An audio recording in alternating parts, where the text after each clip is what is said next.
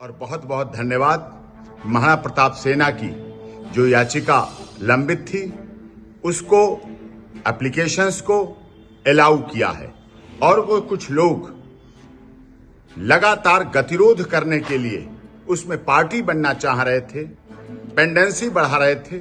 उन याचिकाओं को डिसमिस कर दिया है और 30,000 का जुर्माना भी लगाया है कि जिस तरह से मुगल आए और मुगल आक्रमणकारी थे और उन्होंने हिंदू मंदिरों पर हमले किए, उनको तोड़ा और दरगाह और मस्जिदें बनाई, जबकि इस्लाम में ऐसी परिकल्पना कुछ नहीं है। लेकिन अजमेर में भी ऐसा हुआ। अजमेर का ऐतिहासिक शिव जी का मंदिर है, अजय मेरू पृथ्वीराज चौहान जी की धरती है और उस पर यह फैसला माननीय जिला न्यायालय का सबके लिए बधाई की बात है।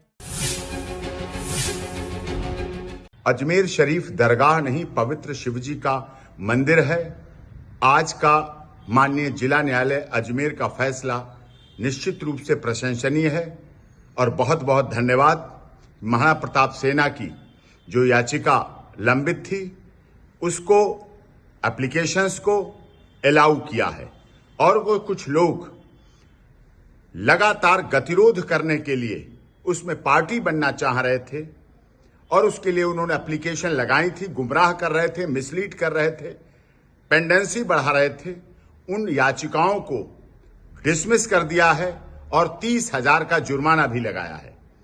तो ये इस बात का पूरी तरह से देश की जनता के लिए आश्वस्त होना चाहिए कि जिस तरह से मुगल आए और मुगल आक्रमणकारी थे और उन्होंने हिंदू मंदिरों पर हमले किए, उनको तोड़ा और दरगाह और मस्जिदें बनाई, जबकि इस्लाम में ऐसी परिकल्पना कुछ नहीं है। लेकिन अजमेर में भी ऐसा हुआ।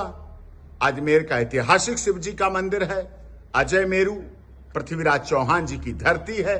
महाराणा प्रताप सेना के सभी के लिए और इस देश के करोड़ों सनातन धर्म के मानने वाले सब लोगों के लिए ये खुशी का अवसर है कि इस तरह से जो लोग माननीय न्यायालय के कार्य में गतिरोध करना चाह रहे थे, व्यवधान करना चाह रहे थे, लिंगारान करना चाह रहे थे, उन पर भी नियंत्रण रहेगा और सीधे सीधे ये मैटर सुना जाएगा और उसी आधार पर आगे का भी निर्णय होगा। हमारे पास तमाम तथ्य, सबूत, साक्ष्य, शपथ पत्र, सरकारी नक्शे, रेवेन्यू रिकॉर्ड का नक्शा, गवाही और जो लगातार इतिहास बताता रहा है, तो इतिहास के आधार पर सभी कुछ है। इसलिए अगली तारीख अब इस केस में 22 जुलाई है और नेक्स्ट डेट ऑफ हियरिंग 22 जुलाई पर आगे की प्रोसीडिंग होगी। बहुत बहुत धन्यवाद।